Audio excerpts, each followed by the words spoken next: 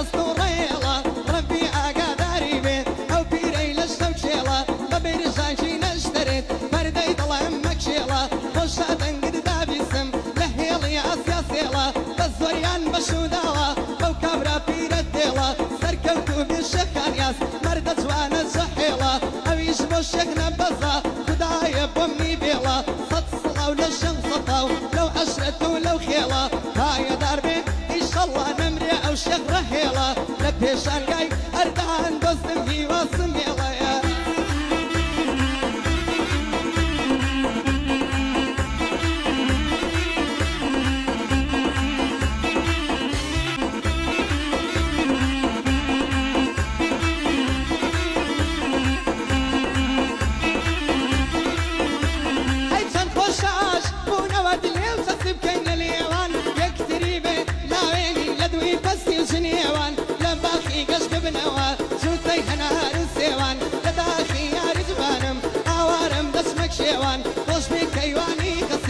سەرکەوت و بێکاگالان یادی ڕێکەوتی سەبیح خۆش بێ لەنگەڵ مەریوان کوڕی شەید سالارە وەختەم کەومە سەربەندان ئەویش بۆ خاڵاوکار مخلیسەم بۆ تۆ گۆران ئەویش بۆ کاگاوکارە بژین ئەهلی جوولەکان پایەدار بێ کاک نەبەس مەمنونین کاک مەریوان خۆش بێ ئومێدی سەڵسەن حاڵی دەکەم دوو بەندەیە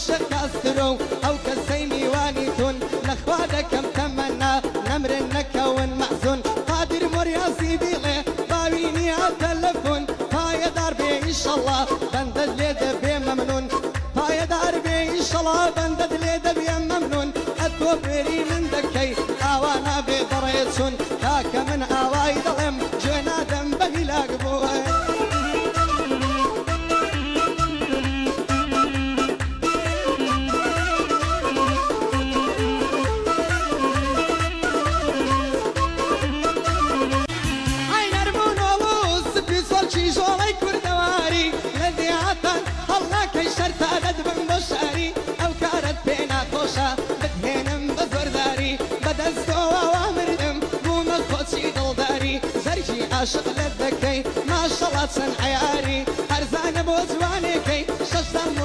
شهرياري هاي دار بكاسترو بابيني بيادياري هر شيخ دلير دوينم هو همو من سرداري آقاي للشيخ نبز بي بيخم برو سوارياري وكا كيواني غزلش دزانم من تزاري بقي ساوم خوش دوي ربي خوش بك اكثاري بشي ما مصا قادر بآواز دكاياري